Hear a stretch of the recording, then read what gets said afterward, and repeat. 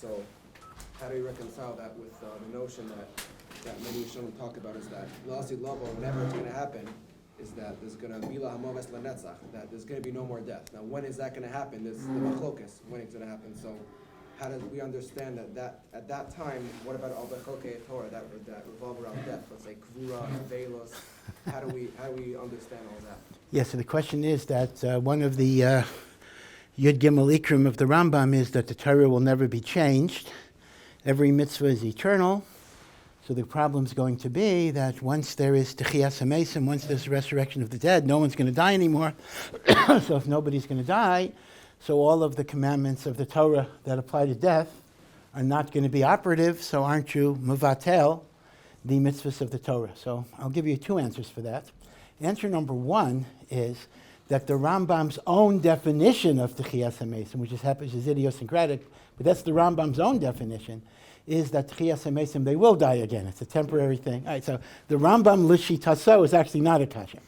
But even though the Rambam is really a das yochid, the vast majority of everybody else says techiyas hameisim is eternal. There'll be no death at all. But I would say very pashut. That's not called an abrogation. An abrogation of the Torah is when it's possible to do the mitzvah and you're trying to say we don't do it anymore. We don't keep Shabbos on Sunday.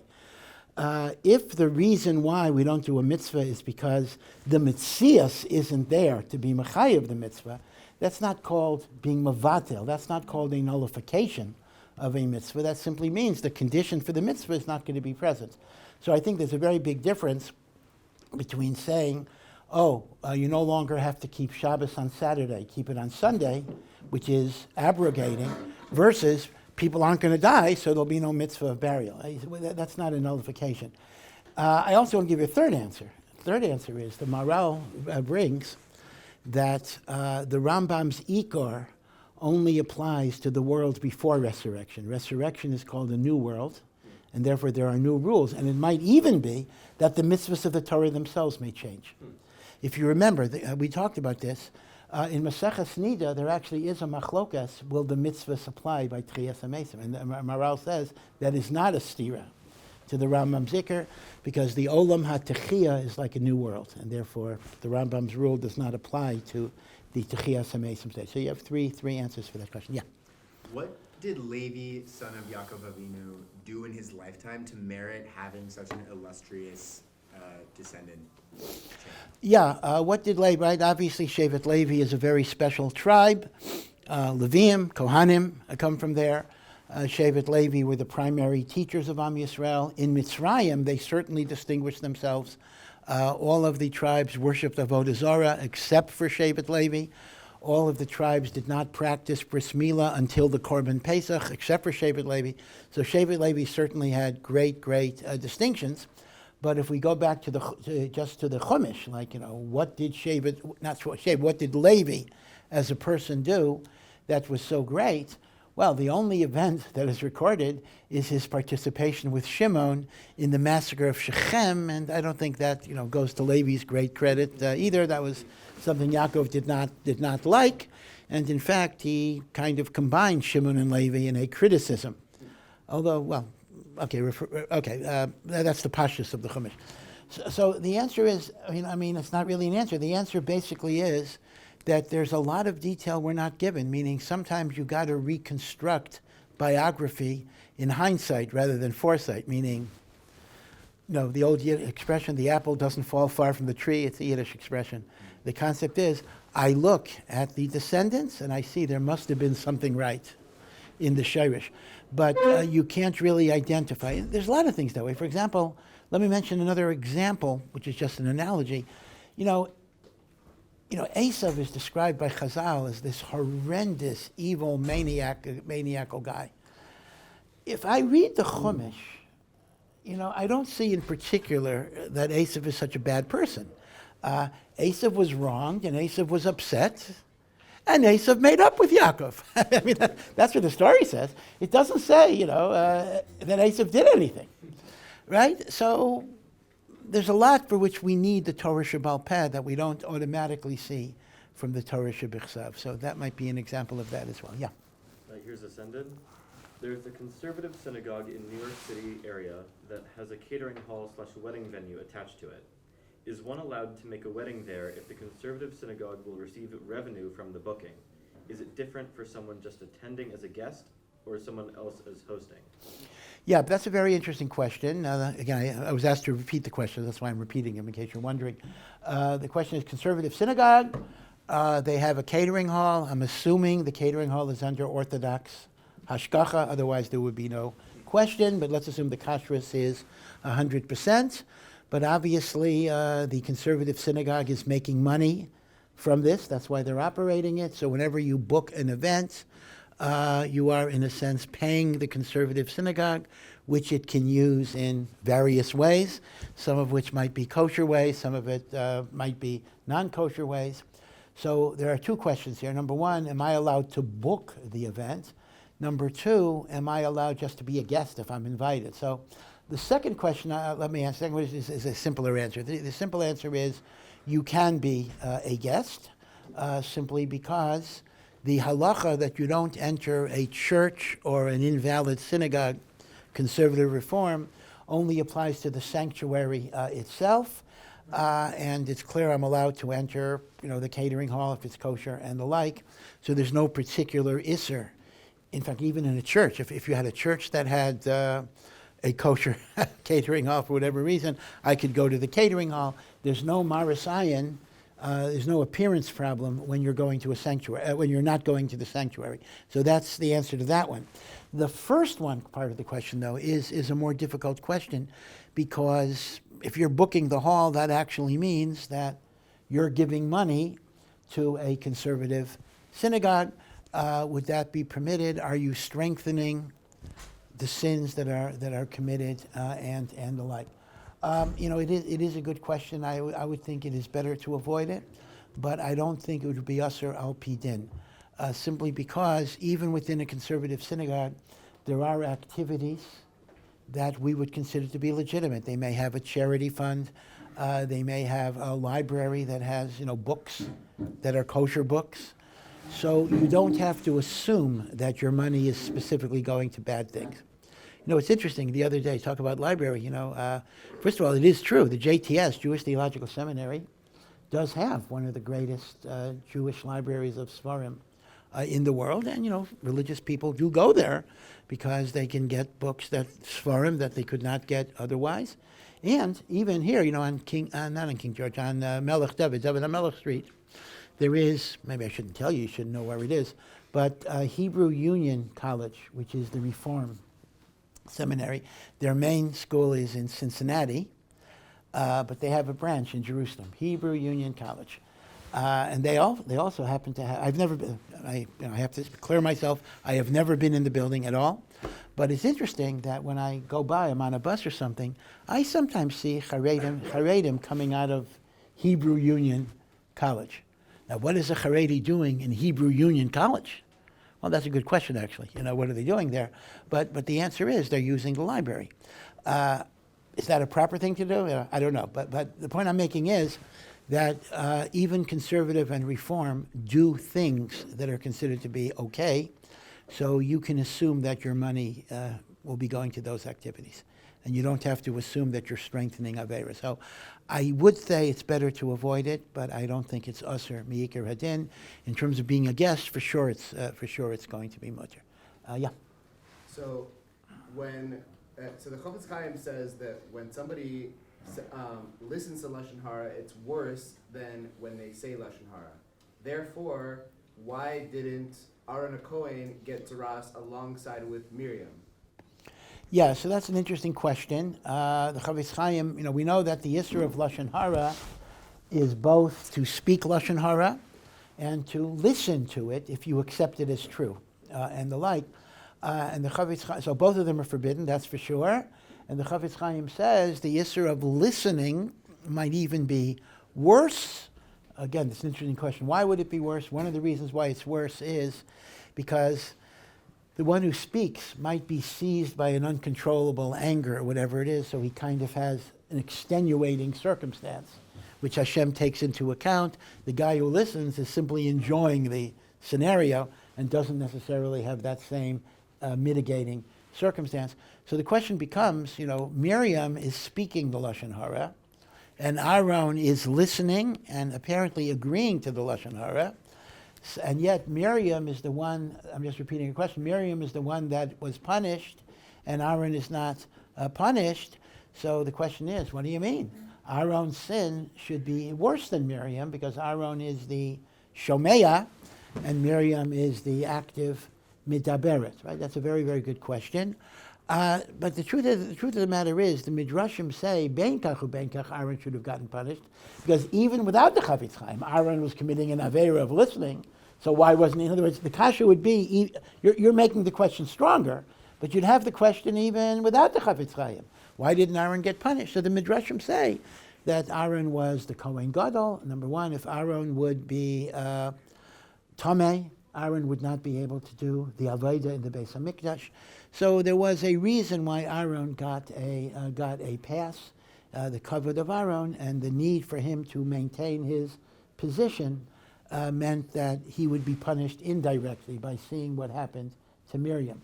By the way, the Medrash says a similar thing. I guess women always get the brunt of this here. When Sarah Imenu, that's a famous question, when Sarah Imenu hears the Malachim say she's going to have a child, so she laughs to herself and she says, oh, I'm so old, how can I, well, she said, my husband is so old, how can we have children?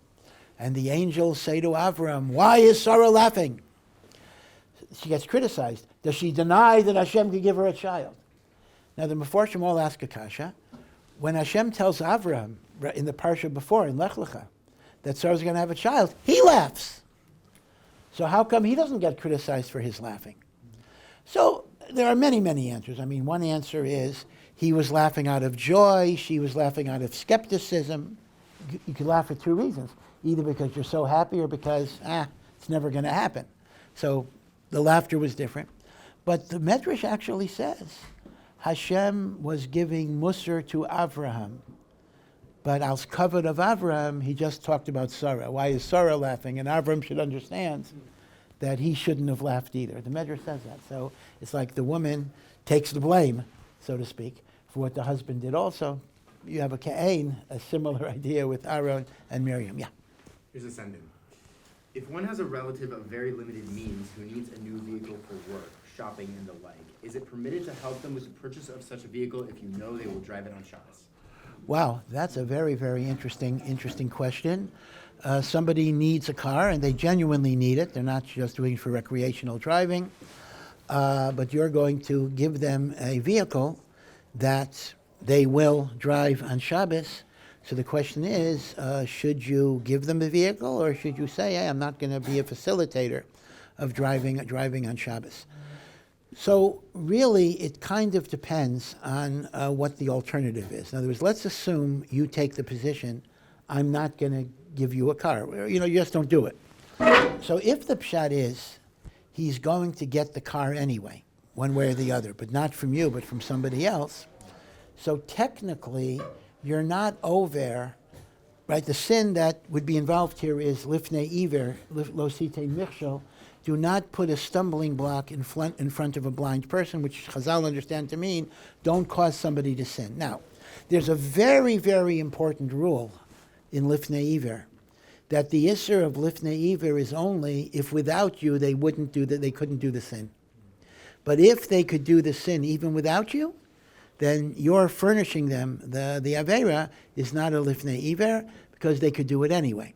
Now that would indicate that if they're going to get a car anyway, whether they borrow it from their mother or someone else gives it to them, so halachically you would not be over on lifnei iver by giving them the car. Now, that's not the total end of the picture, because Tosfos learns in a few places in Shas, Avodah Zarah, other Masechtas, that even when there's not a lifnei iver d'oraisa, there may be an isur d'Rabbanan called misayeya. Let me give you an example of how this is illustrative. If you have a nazir is somebody who's not allowed to drink wine, and the nazir is sitting with you at a picnic, and the nazir says, pass me the wine. So, if the nazir couldn't get the wine without you, let's assume that's in a locked cabinet, and you have the key, you're not allowed to open the cabinet and give him the wine. But if he could just reach over and take the wine, you're allowed to give him the wine, right? Because he could do it without you. Now, Tosfos does say, though, that even though that negates lifnei iver deoraisa, it is forbidden rabbinically to give him the wine because you're assisting him in the commission of a transgression. So even though I gave you an answer that if you would get the car anyway, it's not lifnei iver, so that does take away the isser deoraisa, but you still have a problem. Is there a rabbinic isser of misayeh l'dvar avera? And here already, we have a lot of achronim that say that it is permitted because the Yisr of Misayeh is only if you're helping him at the time of the Avera, like you're passing him the wine and he's going to drink it right now. Because if you think about it, the premise of that question would have all sorts of far-reaching implications. How could I sell if I sell cars or rent cars, how can I rent a car to a non-Shomer Shabbos person, right? Are we going to say that? How can I rent an apartment to a non-Shomer Shabbos? He's going to do cooking and everything else. So you see, behechrech, I think you see kama v'kama rayos, that the Isser Durabanan of Misayeh does not apply when your siyua is not at the time of the Avera itself. So I would think it would be mutter. There are other heterim as well. But again, I want to add, this will only be true because he would get the car anyway, meaning if the pshat is he literally would not get the car, then you might be dealing with lifnei iver on a doraisa level, and some of these heterim may not apply. So it's a complicated issue. Yeah. So I noticed that when it comes to reading haftarah and Shabbos, some people they read the haftarah from the side of the bimah, and some people they stand where the person reads the Torah. So I asked my brother, and he said the reason why people stand on the side is because you don't want to stand with your back to the sefer. Back to the Torah, yeah. So is that just a minhag, or is there a halachic basis for that? Yeah, so the issue is, you'll notice when we read the haftarah that some people are standing where they stand for an aliyah, and they're facing the Aron HaKodesh, and other people stand on the side. And the basis for standing on the side is that they don't want their back, because whoever is holding the Torah is typically sitting right in back of them. They don't want their back to be to the sefer Torah, so they turn to the side. And by the way, you'll have that same issue even with an aliyah when you have two sefer Torah, and you're given maftir in the second sefer, so they already did hagbah. You can have the same problem. Your back is going to be facing the sefer Torah. So the question is that mamish a halacha? So the answer is it is a halacha, but it may not apply when you're doing a mitzvah of an aliyah or haftarah, meaning, stamazai, it is true, you do not turn your back on the sefer Torah. You walk backwards a little bit. But some are machmir even when they're doing something, l'kavod HaTorah, and some say, when I'm doing something showing my kavod HaTorah, then that's not a problem, right? So that would be the nafkamina in minhagim. So in terms of haftarah or an aliyah l'Torah, mi'ikar adin, you do not have to be machmir, but some people want to be extra meticulous in the honor that they show a sefer Torah. Yeah. Is there a halachic minimum wage? If there is, then how does Chazal differentiate between different types of jobs, and how do they calculate it for new types of jobs that are created? And if not, then why not? Yeah, is there such a thing as a halachic minimum wage? I think the answer has to be no. Now, halacha normally says that many inyanim of mammon are determined by minhag hamedina, that if there's a custom to do things a certain way, that becomes the halacha. But even that only means if they didn't stipulate to the contrary, meaning we engaged in a contract and we didn't address certain issues.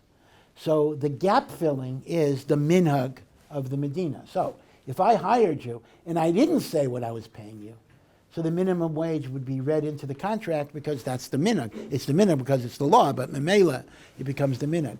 But even if there's a minhag, if indeed I specify I'm paying you less, halachically I do not have to pay you a minimum wage, other than dina de malchus adina, the concept that I have to obey the secular law. But in terms of halacha, there is no minimum wage itself.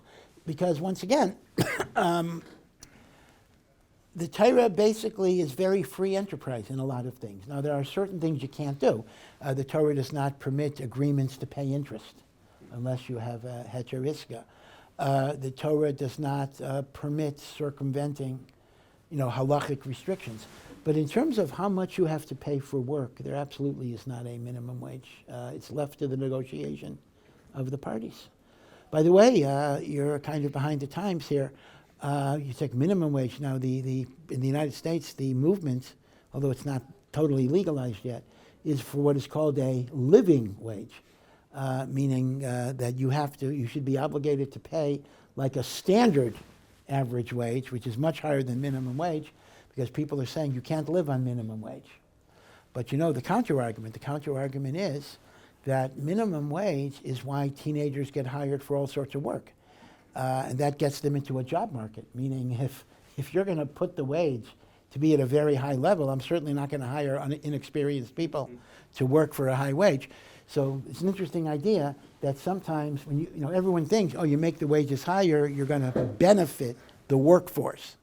Not necessarily. You might actually generate very high unemployment, and a lot of entry-level jobs for teenagers are going to be eliminated. So that's a big debate about living wage, minimum wage, and the like. Yeah.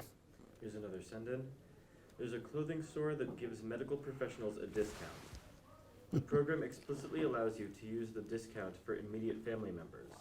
Can I have a medical professional purchase clothes for me with the discount and then give them to me? When you check out, it asks, "Are you a medical professional?" but doesn't ask who the clothes are for. Wow. And does it make a difference if I pay him back? The company is not Jewish. Yeah, wow, these are very, very good questions. Again, a discount for medical, I've never heard of that, but the store offers a discount for medical professionals. So can I ask, and the discount does include immediate family members, so a wife or a child could buy. The question is, I'm not related to the doctor. Can I go over to the doctor who's a buddy of mine, a chavrusa of mine, and basically say, buy me all of these clothing and I'll even pay you back? And that way I wind up getting a discount.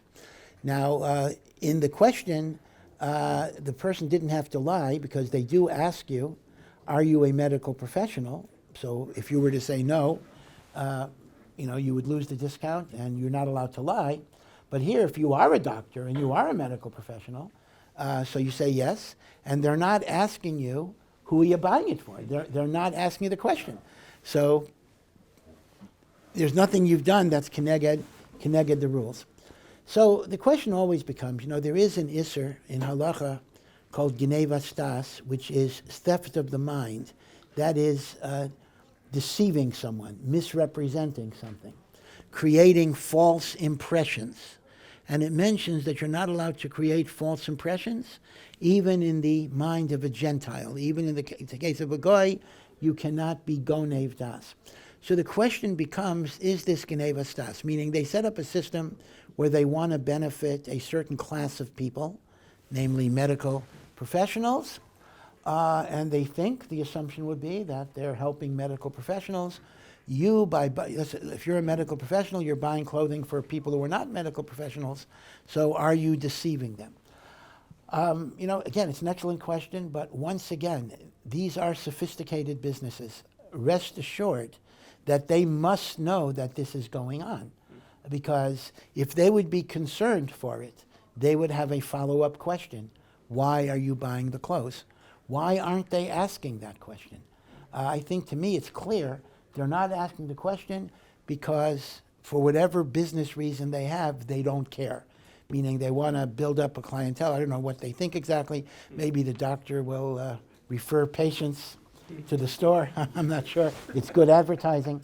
In other words, it's often the case that businesses are willing to incur certain losses in business because they think they're going to more than make up for it in goodwill and patronage and the like. So to me, the fact that they don't ask that question actually shows that they're not makbid. They're not makbid. And literally, a medical professional is buying the clothes. He's complying with the condition. So I think it's going to be mutter. And I'm not even saying because it is a non-Jewish store. I think the same thing would be true for a Jewish store. Because if they could ask the question and they don't ask the question, I think that's a raya that they're not particularly makbid on that particular issue. By the way, just to give you a related problem, I'm getting a lot of questions now about the use of the chat. What do they call it? GBT? GPT, yeah. Where, if I'm taking a test or something and it's an open book test, so I'm allowed to use internet resources, can I just compose my answer with the chat? Well, if it doesn't say that you can't, then I don't know why you can't. Now, it sounds crazy, and I'm 100% sure that within the next few months, all of these tests are going to rewrite their rules. But right now, you have this escape hatch. So any test you can take in the next 2 or 3 months, go ahead and take them. This may be your last chance. Because once again, these are not like amaratzim. These are not like ignorant people who don't understand the repercussions of things. They know the rules. They haven't addressed it yet. It's a loophole. Same thing with taxes. On one hand, tax evasion is usher. Dina de Malchusa Dina says you have a halachic obligation to honestly pay taxes. But if there's a loophole in the law that's legal, even though it's unfair and even though it's arbitrary and even though it's stupid and they should fix up this hole, until they fix it, you have the right to take advantage because they didn't answer it. So you're not violating any law. There's no concept in Dina de Malchusa Dina to obey the spirit of the law, right? In halacha, there's a concept, go beyond the letter of the law. When it comes to secular law, you got to obey the law, but you don't have to go lifnim mishura sadin. In fact, a famous judge, one of the most famous judges in American history in the 20th century, was a judge with a very strange Puritan-sounding name, Learned Hand. I don't know if you ever heard of the name. He was really a very, very famous judge. In fact, they describe him as the most famous judge who never got on the Supreme Court, but the Supreme Court itself considered him to be their equal, like if he wrote an opinion. So Judge Learned Hand wrote this language. He says, more or less, there's no mitzvah to pay more taxes than you have to. He didn't say it that way, but he said, if there's a loophole, it's perfectly legitimate to take it. Yeah. My question is, Shulchan Aruch, Mishnah Berurah talks about putting Hashem in front of us always. I was wondering if the Rabbi could share with us the advice that you do in order to try to always have a constant and conscious awareness of Hashem and how we can try to implement that in our lives, in addition to kind of blessings, how we're doing it in an approach to prayer. How you can always have Hashem in front of us, both and additional to the Yiras Hashem and Avas Hashem. Right. So again, this is not just the Mishnah Berurah, this is a pasuk in Tehillim. The pasuk in Tehillim says, Shivisi Hashem lenegdi tamid. I place Hashem before me at all times. And if you look at the Shulchan Aruch, the first sefer in the Shulchan Aruch, the Ramah talks about the notion of having God before your eyes at all times. Many amudim, not here, but often there'll be a poster with the word Shivisi Hashem lenegdi tamid and the like. And how this is done, there are many, many different things here.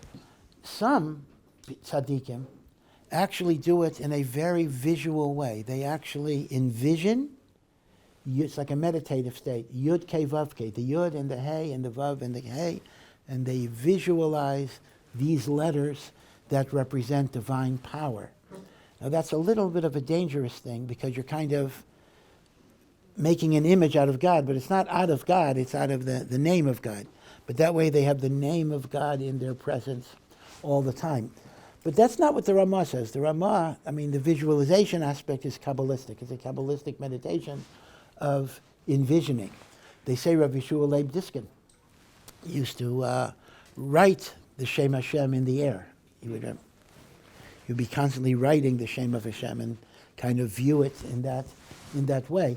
But the Ramah does not, although the Ramah himself learned Kabbalah too. The Ramah actually wrote Svarim with Kabbalistic interpretations. But the Ramah does not interpret Shivisi in a Kabbalistic way, but he simply emphasizes the basic idea that a person should know that they're in the presence of God all the time. In the same way that you would not behave a certain way when you're in the presence of a king or whatever, so too a person must always feel that they are in the presence of a king. So how you do it, again, it's a little difficult because on one hand, you don't want to be unnatural, so to speak. Like, you want to be able to express yourself, you want to be able to joke, you want to be able to tell the story within halacha, and those things are legitimate, so because God is both your king and your father. And we both have yiras Hashem and avas Hashem, right? And we have to serve Hashem with simcha.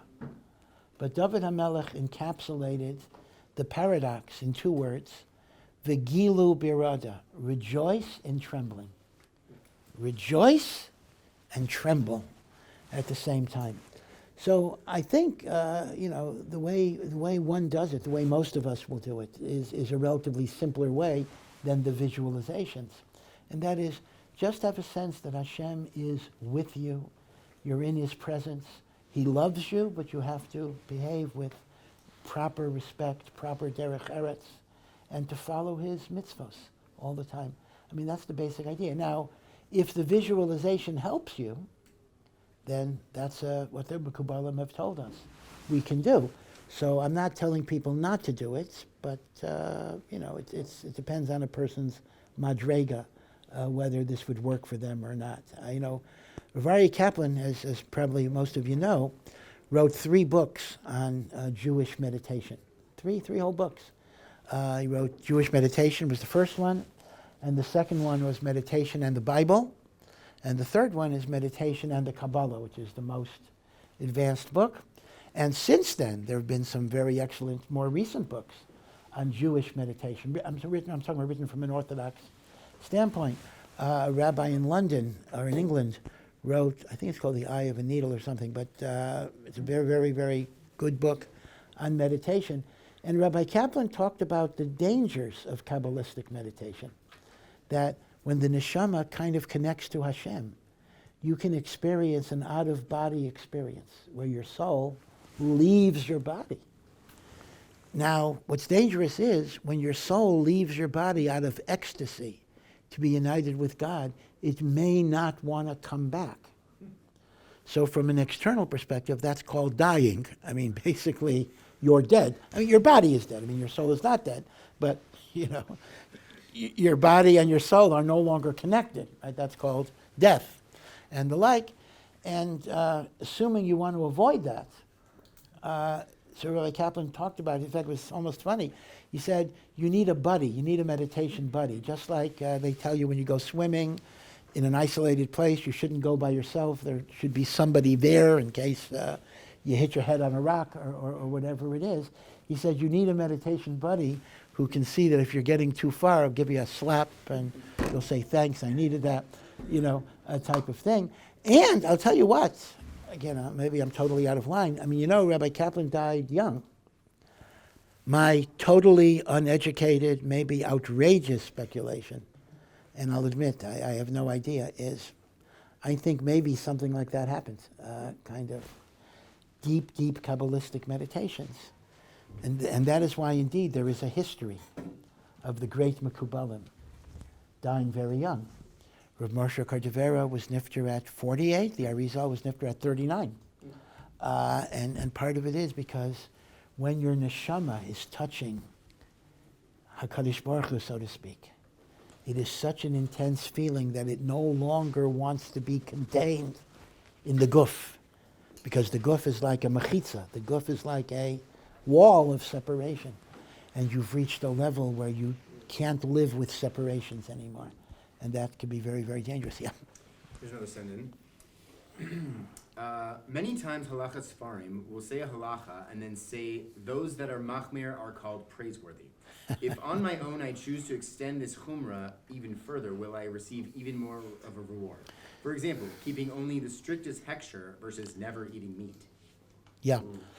Yeah, so the question becomes, halacha svarim will often give you the halacha, but then say those who want to be machmir, tavo alav bracha, a blessing will come upon them. Let me just mention, since you mentioned that issue, I'll mention my pet peeve with halacha svarim, at least from my perspective. Sometimes you read a halacha sefer, and it says, if this happens, consult a competent rabbi. So I'm thinking to myself, well, maybe I'm not a competent rabbi. I don't know. What am I supposed to do here? I'm looking at the sefer to get some answer. It says, consult a rabbi. Okay. Yeah, but the lesson is that even every rabbi has to have a rabbi. That's mamish the proof. So first of all, let me point out the common phrase in halacha. I think there's a double entendre here, because the common phrase in advocating chumrah is tavo alav baracha. Sometimes tavo alav baracha is written in Rashi Tevos. Now, if you had to write tavo alav baracha as an abbreviation, you would have taf, ayin, beis, which means it is an abomination. And you'll actually see, harotze lahachmir to'ev. So, there are two messages here. Tavo alav bracha, you'll be blessed. To'ev, it's an abomination. Which means, chumrah is not necessarily advocated as the best thing. Sometimes chumrah is an abomination. Sometimes chumrah is an arrogance. Sometimes chumrah is taking away, you're putting your energy. Rav Dessler makes this point, that we have limited spiritual energy. It's kind of like a bed sheet on a bed or a tablecloth on a table, and it's too short. So I try to cover this end, and this end gets exposed, right? So he says, I'm machmir in this, I'm going to yell at my wife and violate shalom bayis. So I think that's why there's a double entendre, that sometimes in your life you bedavka should not be machmir. Okay, that's the ta'ev. But there is also clearly an intimation that there is a certain element of piousness, piety, and righteousness in going beyond the halacha, and certainly the person will get extra reward for it. Now, in your particular example, I'm not sure what he was asking. He was asking, you have a choice to follow the strictest section or not eat meat at all. He was giving the example of like is he saying that that's the choice he's asking? Should he make me? for example, like keeping the halacha versus going all the way. If I go more, will I get even more bracha? Is what he's asking. So I think a very key point is, what is your motivation? Meaning, if you're doing this just so I want to get more reward, I have a feeling you're not going to get more reward. If I'm doing it because I am genuinely so worried about violating kashrus, even with the best hashgacha, that comes from Yiras Shamayim. I'll give you a raya to this yesod. The Gemara in Chulin discusses the waiting period between meat and milk. So machlokas rishayim, is it 6 hours? The Gemara does not say 6 hours. The Gemara says you have to wait the time between one meal and another meal. And the whole pilpul of 6 hours, 3 hours, 1 hour, all of that is interpreting what the Gemara means. The Gemara does not give us a shiur. But then the Gemara quotes a certain Amira that says, I am vinegar compared to my father, who is the finest wine. Because I just wait from one meal to another meal. My father, when he ate meat, waited 24 hours till he had milk. Such a tzaddik. I am vinegar compared to wine. So the question is, if the son held there was such a righteousness in waiting 24 hours, I mean, was he so committed to Ben and Jerry's? I mean, would it be hard for him to wait 24 hours? Let him wait 24 hours. Why didn't he do it? It's a very important answer here. He says, I could wait 24 hours. But my father waited 24 hours because my father was so afraid there would be a little piece of meat, in his mouth or between his teeth that would touch the milk. Yiras Shamayim said he has to separate. The son is saying, I don't have that fear. So if I do it, it's an artificial maisa. I could do it, but it would be artificial. And I think with chumras, you have a very, very similar idea. If a person is genuinely motivated of Yiras Shamayim, and it won't negatively affect his chiyuvim, which it often does, then to be machmir is a good thing. And I think that's why it's the double reading of ta'ev, tavo alav bracha, because there's a little bit of a remez that sometimes it's not a bracha to be machmir, sometimes it may be an abomination. So one has to be very, very careful. I think it's a motivation is a very, very important issue here. Yeah. So you know, it's a chiyuv of every Jew to read the targum, to read Yeah. the parsha. I understand that the reason why it was enacted was so people should, and the targum was because people understood Aramaic more Yes. than Hebrew. So nowadays, that except people that like learn Gemara mamish 24/7 and they're mamish fluent in Aramaic, most of us don't understand Aramaic and it's quite difficult to read. What would be the purpose of reading Aramaic? And for those who mamish can't, can they read a different, like their mother tongue instead, like English or whatever? Yeah, so the issue is the chiyuv d'Rabbanan, that we should read the parsha of the week. Shnaya Mikra, we read the pasuk twice, and we read Onkelos, the targum Onkelos, etc. And the purpose of this mitzvah, obviously, is that people should understand the Chumash of Hashem with an authoritative translation. And that, of course, made perfect sense when Aramaic was the spoken language. Remember, during the Second Temple period, Hebrew was not the most commonly spoken language in Eretz Yisrael. Aramaic was. Aramaic was the conversational language. In fact, if you remember the Gemara Megillah, Rav Yehuda Hanasi, in his house, they only spoke Hebrew. They didn't speak Aramaic. And even the maidservants spoke Hebrew. So it mentions that the Talmidim of Rabbi didn't always know the meaning of a pasuk.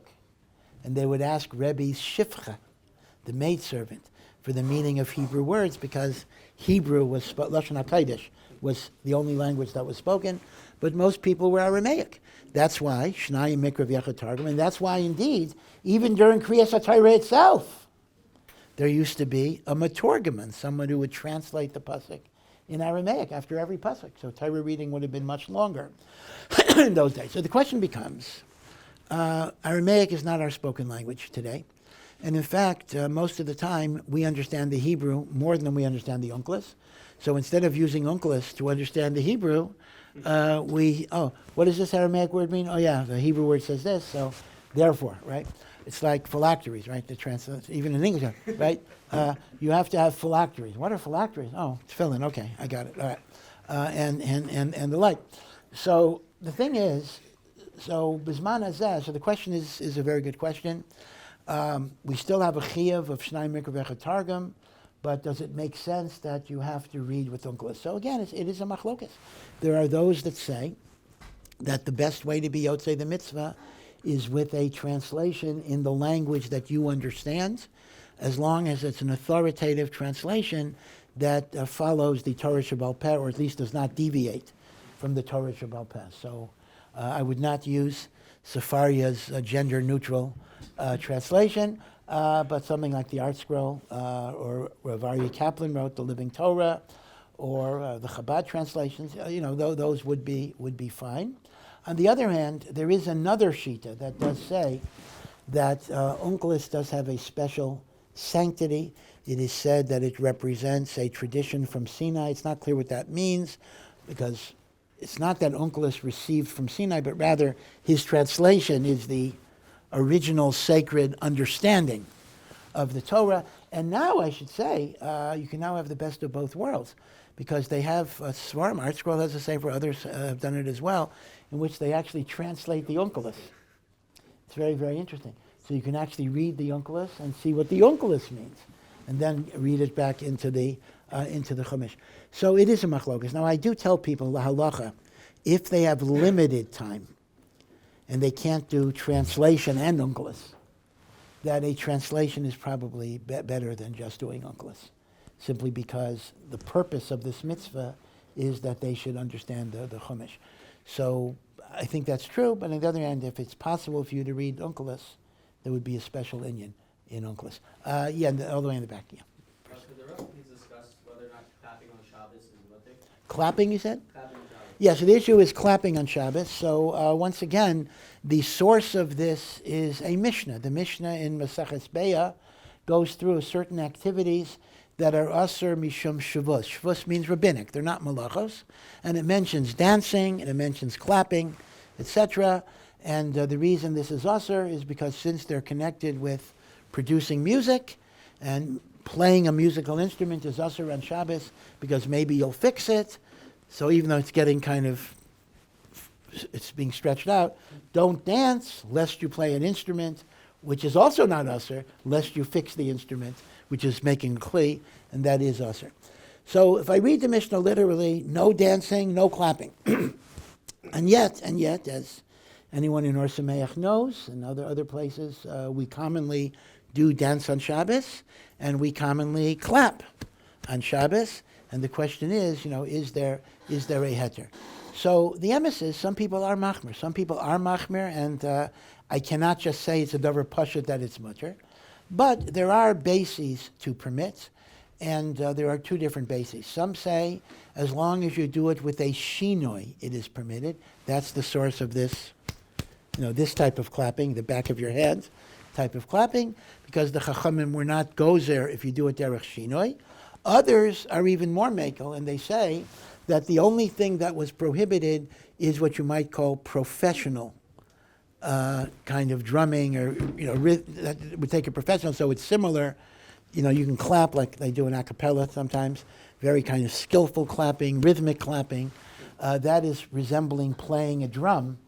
Masha ein kain, if it's just the standard yeshiva, you're allowed to do. So there is a basis for it. And the same thing with dancing is exactly the same thing. You're not supposed to do fancy steps. So if any of you really knows how to dance, keep it for the week. Don't do it on Shabbos. But if you're simply marching around in a circle, some matir, not everybody, some do aser, but some do matir non-professional dancing. So that would be the cheshbon of the heter. This in back. Some temanim on Shabbat, they still do the targum. Yeah. Did other keilot used to do this? And if so, why did we all stop? You're talking about the Maturgaman, the one who translates the Torah? Yeah. So the answer is really pashut. I mean, the Maturgaman got discontinued in most kehilot, not Temanim. It got discontinued around the time of Rashi, although Rashi was not directly involved, but that's around the time when it stopped. And the reason was fairly pashut, exactly as the earlier question suggested, that people didn't understand. I mean, it had no point. People didn't understand what it was saying. So what's the point of reading something to me in a language that I don't understand? Now, you could ask the kasha, so why didn't they get somebody to speak in French or German or Yiddish? That's a good question, but since the original Hanhaga was Aramaic, once that didn't make sense for people, they discontinued. Now, the Teimanim continued the minhag, and there may be two reasons for that. One reason is they don't discontinue minhagim, so no matter what. If that's the way it was, that's the way it was. The other reason is that Aramaic remained a conversational language among Teimanim. So, indeed, it still had its value, even then. But in terms of Ashkenaz and Sfarad, minyanim generally, as I say, I think you can date it to the 14th century, the 1300s. In fact, it's very, very fascinating. If I digress a little bit on that point, we on Shavuos morning, so we read a very hard Aramaic poem before Kriyas Torah that's called Akdamos. Right, Akdamos. It's very, very hard Aramaic. You really have to break your teeth on it, especially when it's 5 o'clock in the morning. You're falling asleep anyway. So there was an original minhag of Akdamos that got changed in the 1600s. The original minhag of Akdamos was that the person who gets called to the Torah made the bracha on the Torah. They read the first verse of Kriyas HaTorah, B'chodesh HaShlishi, in Yisrael, and then Akdamos was inserted between the first verse of Kriyas HaTorah and the second verse of Kriyas HaTorah. It actually interrupted the Torah reading. The Taz, who lived in Poland in the 1600s, was very much against this practice. He claimed it was halachically mistaken because you're not allowed to interrupt the Torah reading with other things. So the Taz made a takana that Akdamos should be read before the Ola says the blessing over the Torah.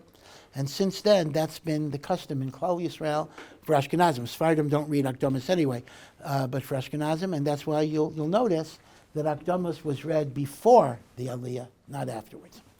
So l'chayra, the Taz's argument is a very strong argument. Why did they ever have akdamos as an interruption? But the answer was, akdamos was written by Rav Meir Barav Yitzchak, who was in the generation before Rashi. Rashi, in fact, quotes Rav Meir Barav Yitzchak. In his time, they still had the Aramaic targum. So akdamos was an introduction to the targum. So you're not really interrupting it so much, because you would read a pasuk and then Aramaic. So akdamos is just a longer Aramaic thing. But by the time of the Taz, they were no longer doing matorgaman. So the original, they were saying akdamos, but they weren't translating the psukim. So at that point, akdamos is no longer connected to a translation of verses. It's a freestanding poem. At that point, the Taz says you're interrupting Kriyas HaTorah. So it's fascinating that the original minhag was correct, because at the time of Rav Meir Barav Yitzchak, who wrote akdamos, they still had the practice of the matorgaman. You see, do you understand that? In other words, when you had a matorgaman for every pasuk, the positioning of akdamos made sense after the aliyah. Yeah. So, in my brief learning of halacha, it seems that until recently, not many poskim have been choshesh for other shitas. Comes along the Mishnah Berurah, and we're suddenly choshesh for every shita under the sun, and a Yirah Shamayim should do this and try to be everything. Is this just a complete chiddush, and does this represent a breaking with halachic masorah? Yeah. So this is a very interesting observation. The notion that if there's a machlokus in halacha, instead of just coming to a decision, we follow this or we follow this, there is an idea of let's try to do something that will make everybody happy. It's not always possible, but right. So you are 100% correct that the Mishnah Berurah likes, he doesn't always do this, but the Mishnah Berurah, when he can, often tries to avoid, if there's a machlokas, the Maggid Avraham and the Taz, or whatever it is, instead of saying we go like him or we go like him, the Mishnah Berurah says, well, if you do it this way, that's why the Mishnah Berurah is kind of complicated. Do it this way, and that way you could be yotzei all of the shitos. You don't have to make a decision. You can simply be yotzei everybody. Now you're asking, is that mamish an innovation? I wouldn't say it's a total innovation, but certainly many earlier halachic sefarim did not do that.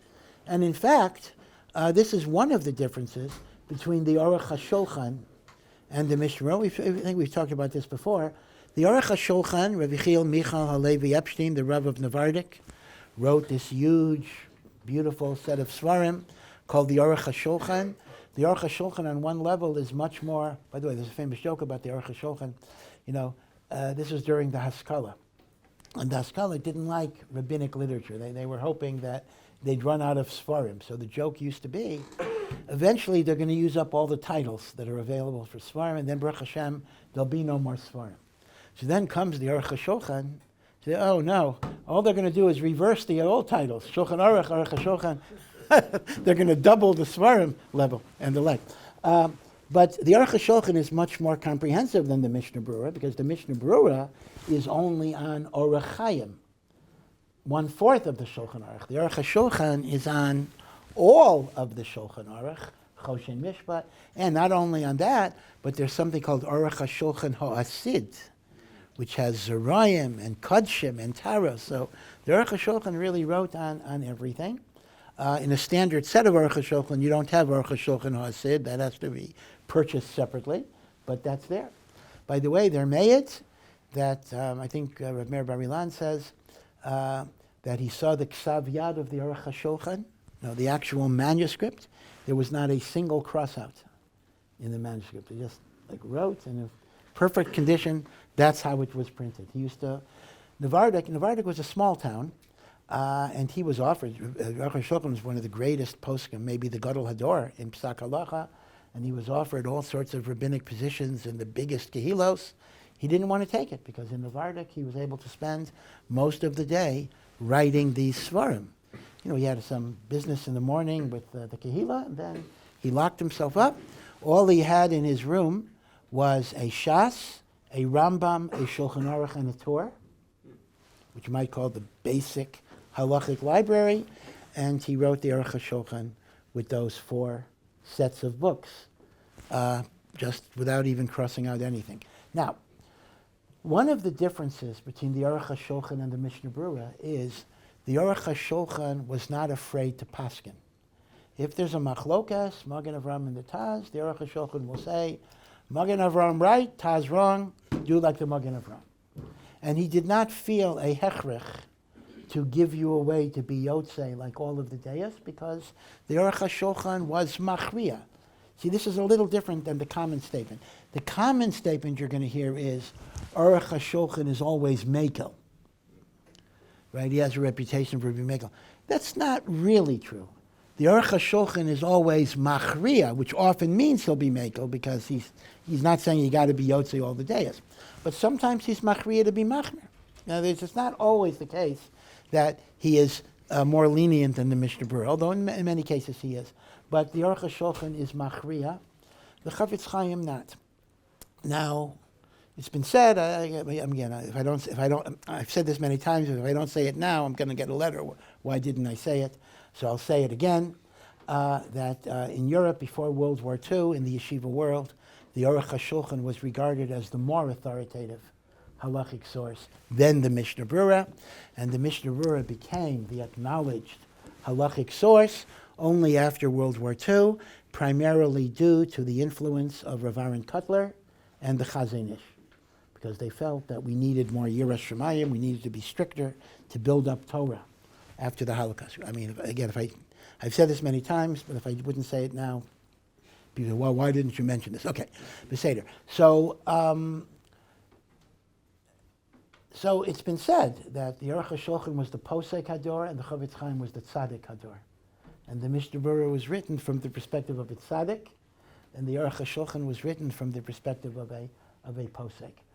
But the idea of trying to be yotzei all the deyas was not invented by the Chafetz Chaim, but actually, although there is a counter Messiah, but there is an old Messiah, particularly among the Achreinim in Germany, to try to be yotzei everything. For example, if you go all the way back to the Chumras Hadeshen, Chumras Hadeshen was a very, very chashuv gadol hador really in Germany, going back to the 13th century. I mean, entirely the Rishonim. Chumras Hadeshen is a Rishon.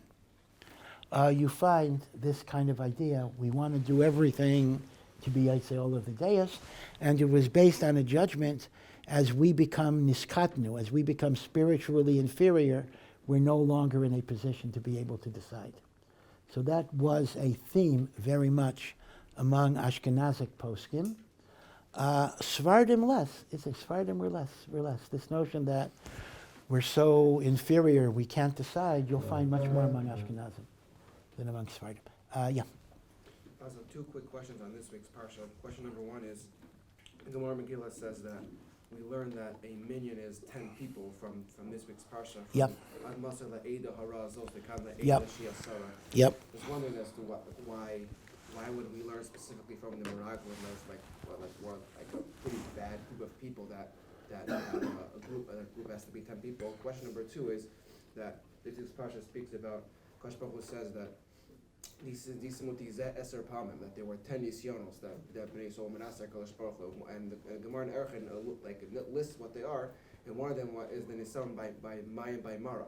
Now, if you look at the psukim by Mara, there seems to be no mashmos that was a tlun against the Kosh Baruch Hu. Like when they asked for water, and Rashi says that the problem was that they didn't ask nicely.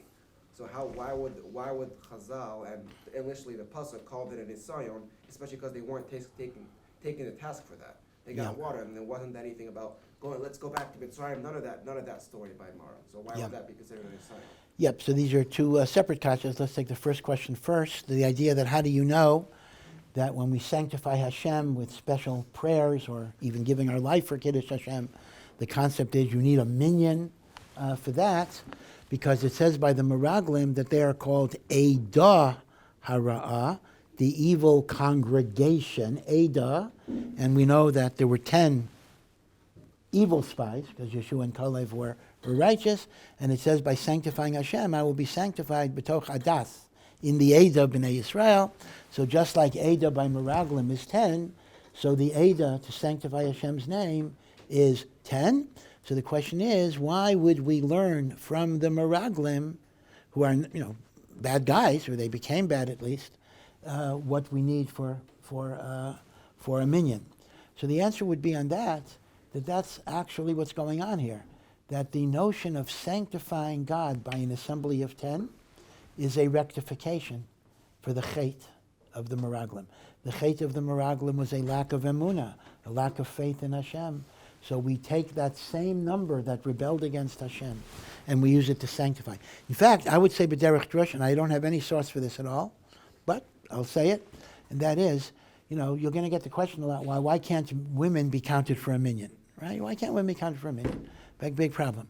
The answer, but the answer might be pashut, and that is, if the idea of a minion is to rectify the sin of the Meraglim, then the only people who need to rectify the sin of the Meraglim are the people who were involved in the chet of Meraglim. That was only the men. The women were not involved in the chet of Meraglim, therefore they have no shaychus to repair the chet. I mean, that would be, I think, a technical, logical reason why women would not be counted for a minion, because they did not sin in the chet of the Meraglim. All right. Now, Lagabi, the second question, that's also a very good question. Mara was the very first complaint of water, right? The very first complaint, right after they left Mitzrayim, they come to the oasis. Well, they come to a place where the water is very bitter, and Moshe is told to throw a stick. This is not hitting the rock. Throw a stick or a piece of wood into the water, and the water becomes sweet. And the Jewish people are even given some mitzvos in Mara, right? It doesn't say what they are, but Chazal say they may have been given some aspects of Shabbos and Kibbut Aviyim, Parah Aduma, right? These are the mitzvos of Mara. Now, there in Mara, they did complain about water, but they didn't, say, oh, let's go back to Mitzrayim. Why did you take us into the desert to kill us? Things they said later. What has Hashem done to us? Hashem hates us. None of that was said. They're thirsty. They need to drink. They do need to drink. And Moshe Rabbeinu and Hashem didn't say, like he sometimes says, I'm going to destroy this congregation because they're defying me. He said, I'm just repeating your question. He just told Moshe, all right, listen, there's a problem, let's fix it. Take the stick, throw it in. So the pashtus, if he just read the psukim, I would not have counted Mara as a challenge to God or a lack of emunah. However, Rashi does, and Rashi has a very good raya from Tehillim. Tehillim Tzadik Hey, which you're going to recite in 2 nights from now. It is the first kapitel of Kabbalah Shabbos, right? Kabbalah Shabbos, the Chuna Ranana, Asher Nisisei B'masa. No, I'm sorry. That's Masa. I'm sorry. I stand corrected. It doesn't say Mara. It says Masa. Okay, that's a different thing. Okay, so so it's really only Rashi. I don't think you have a raya from Tehillim. But the question is, why does Rashi count it as an Isayan? So part of why Rashi does is simply because he has to come up with 10, right? He has to come up with 10. So Mamela, you have to count it. But apparently, Rashi's shita is that even when there was no punishment, even when there was no direct criticism, they should have had bitachon that Hashem would take care of them. Like, why do they even have to articulate their complaints?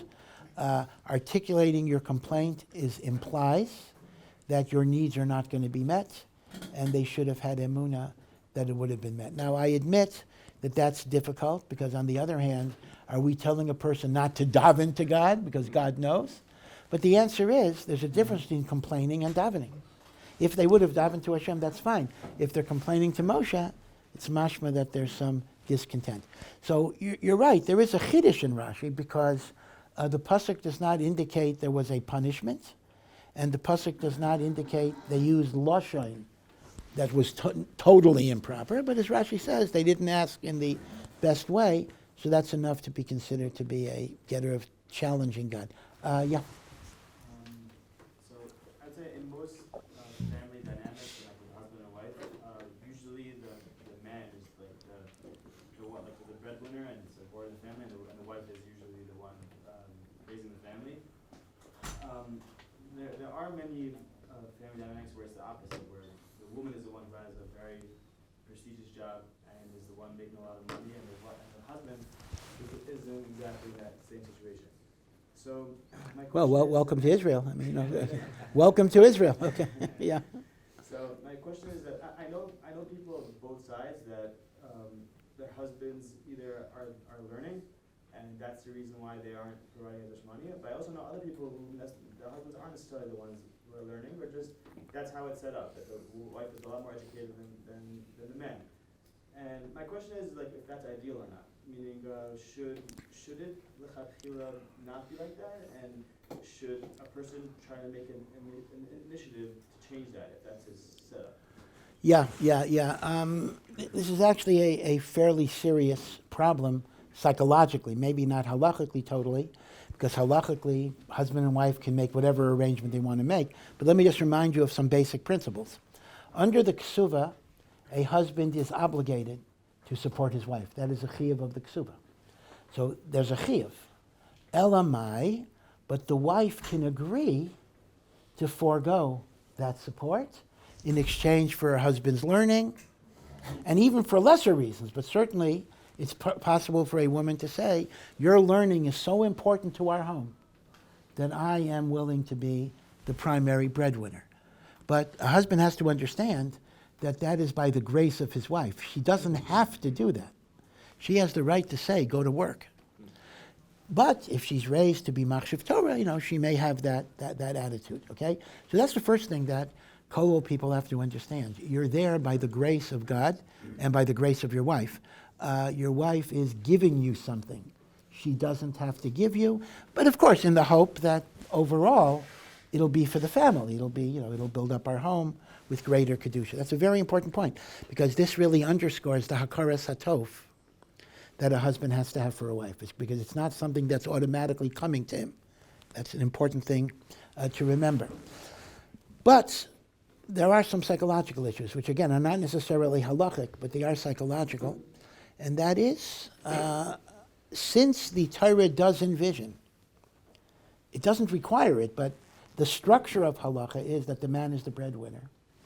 Then when the man is not really supporting the family, psychologically that could be very, very devastating to his self-esteem. And the wife too may not have respect for the husband. So it all depends. If the pshat is the husband is really learning, really steiging, well, listen, even in terms of work hours, if someone is learning b'hasmada, they're putting in, 10 hours, 12 hours of hard work, that a wife will respect, because even though he's not making money, but he's putting in work.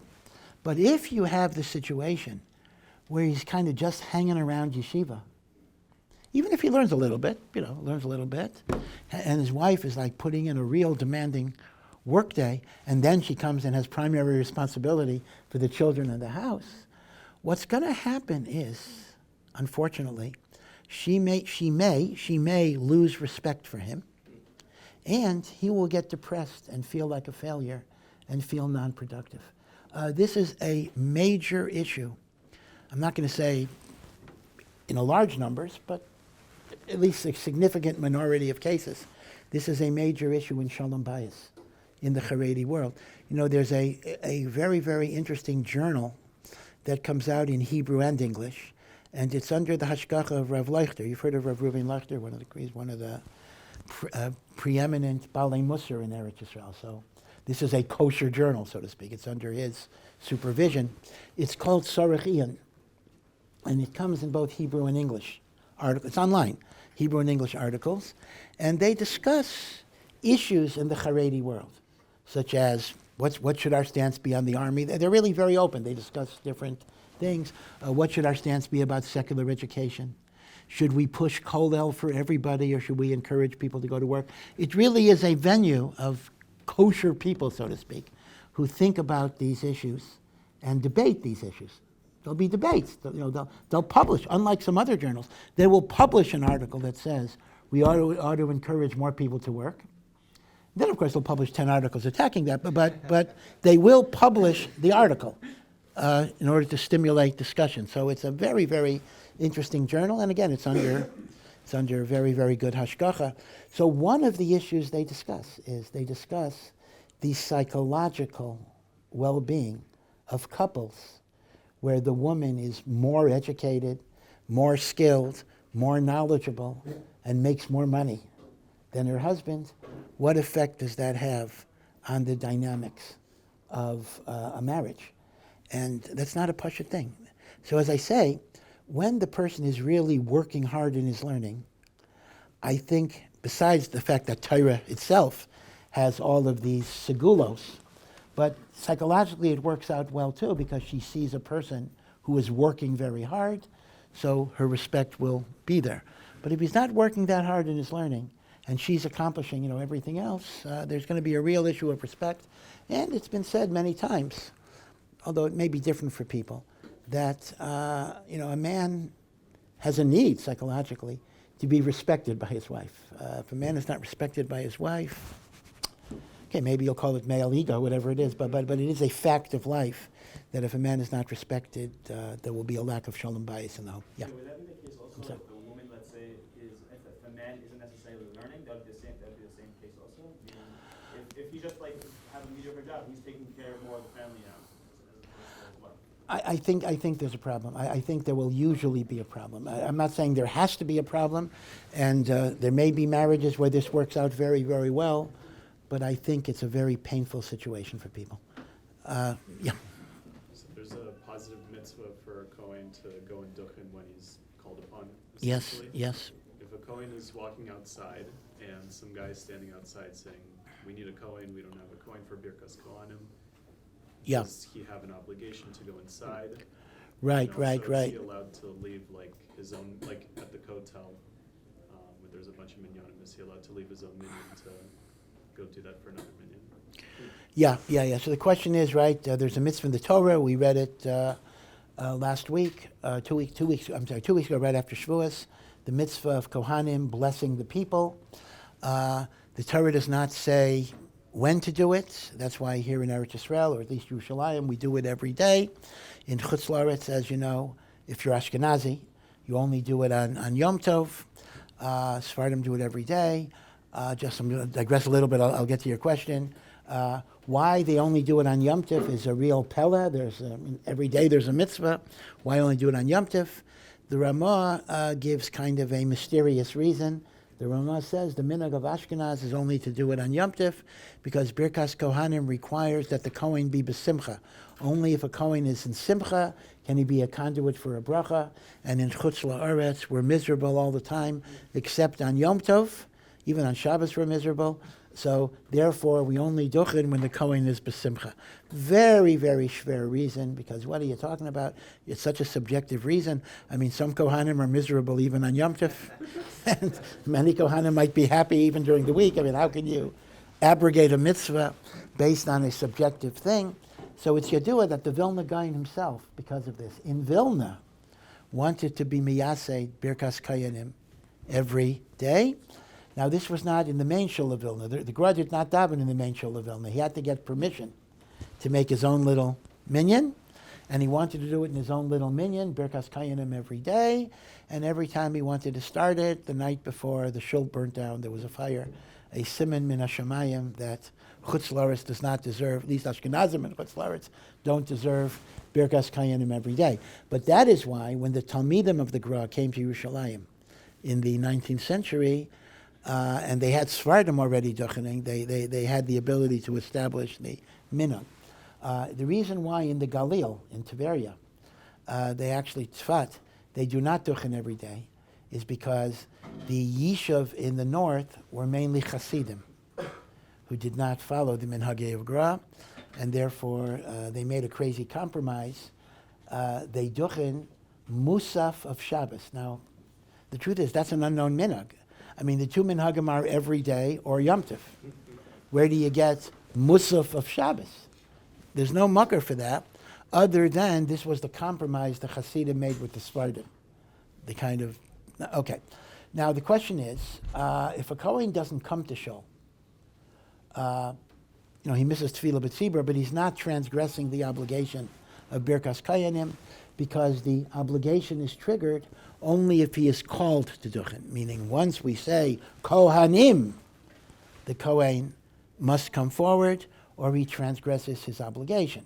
So that's why if he had to leave, although it's not advisable, if he had to leave before the Birkas Kohanim, he would be allowed to leave even if it meant there was not going to be duchening, although we would not encourage that, obviously. So the question becomes, let's assume that I'm not even davening in the minyan, say I'm a Kohen, and I'm walking outside, and the same way they would say, we need a center, we need a tent, one says, we need a Kohen. Is that considered to be summoning me as a Kohen, which means if I don't go, I'm over on Birkas Kohanim. So the answer would be no, that wouldn't be that, because it has to be mamish, the point in the Chazaras Hashatz, Kohanim, that call, because that's when the bracha is recited. Anything before that point would not trigger the obligation. Now, you then asked about leaving the minyanim. What was it? At the kotel, there's a bunch of different minyanim, and Yeah. some crazy Israeli guy runs around, Yesh Kohen, what is it? So you're asking, can I leave my, assuming I'm a Kohen, can I leave my minyan and then come back to my minyan, or leave my minyan bereft? No, and then come back. No, you're going to come back. Yeah. Well, he'd be allowed to do that, but he wouldn't be mechuyev to do that. He wouldn't be mechuyev to do that, but he's allowed to. I know a Kohen. He lives in Har Nof, and for some reason, in a lot of the minyanim there are no kohanim. I don't know why exactly. And his mitzvah is he likes to go around. Har Nof is hard because everything is hills in Har Nof. He walks around all of Har Nof, stopping off in every show to duchen. Is he mechuyev to do that? He's certainly not mechuyev, but he's giving them the mitzvah of Birchas Kohanim. Yeah. Can I answer the yeah, question on yeah, that? yeah. So what if at the kotel, it's not a guy asking Yesh Kohen, it's the minyan next to you says Kohanim. Yeah. So, I hear. It seems to me, although I have to check it to be sure, it seems to me that the call of Kohanim is only chal on the Kohanim that are part of that minyan. It is not a call. Even if some guy has a loud voice, I'm walking on King George, Kohanim, I don't have to go in. I have to be part of that minyan to be nischayev in that call. Yeah. Oh, yeah, you, okay. Okay. Sure. Yeah. Thank you. Rabbi, here's a send-in.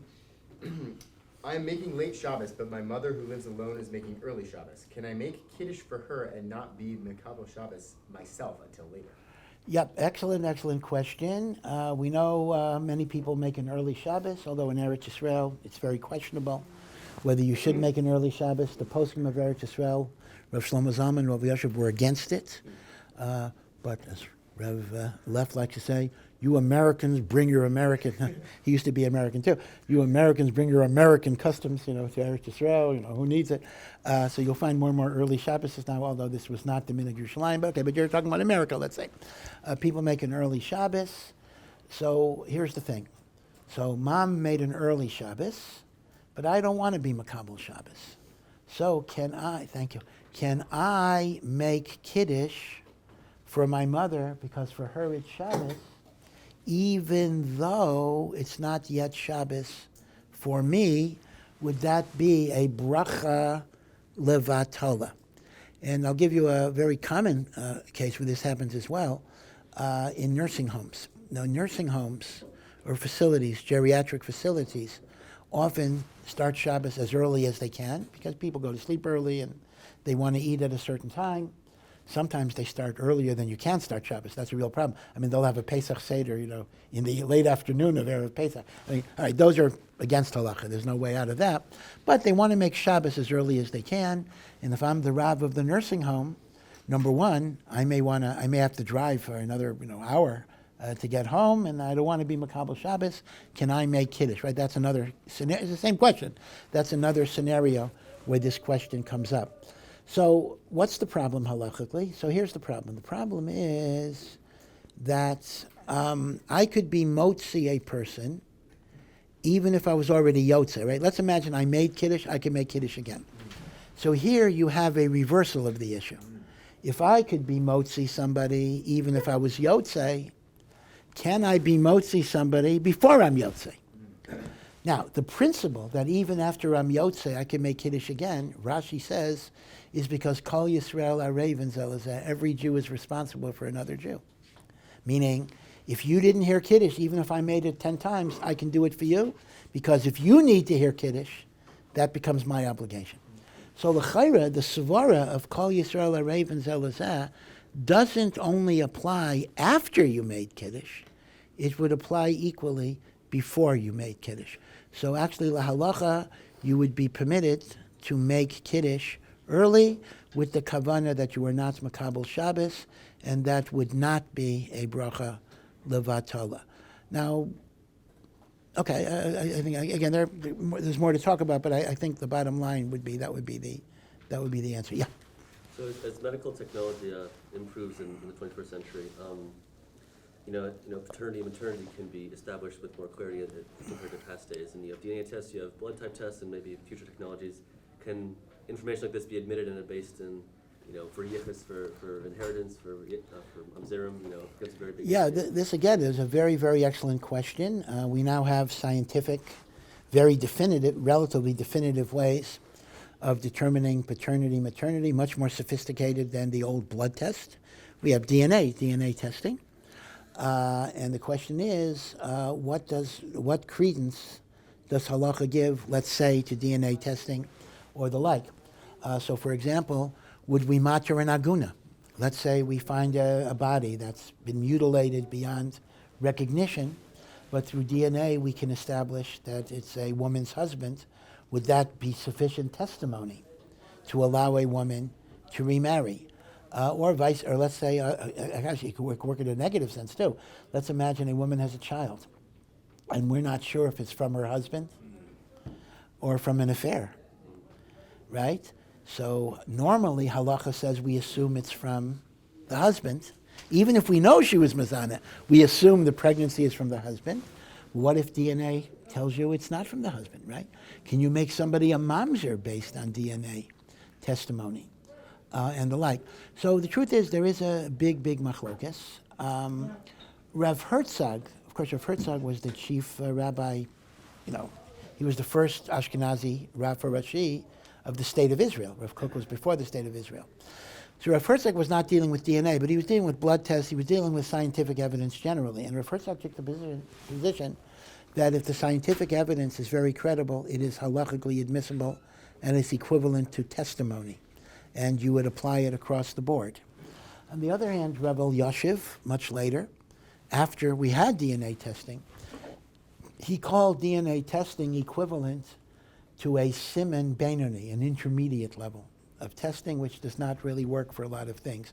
Rebbe Yoshiv said, for example, you would not make a mamzer based on DNA testing. And he also took the position that it may not be enough to matter an aguna, which is a very tough standard. So it is a big machlokas. Now, what's interesting is, I remember pre-COVID, last time I took a trip to America, there was a magazine that had an article about DNA testing. And they talked about the fact that in some cases, there is such tampering with the evidence that like 25% of the cases are not credible because of tampering, meaning if the DNA is not tampered with, it's extremely reliable.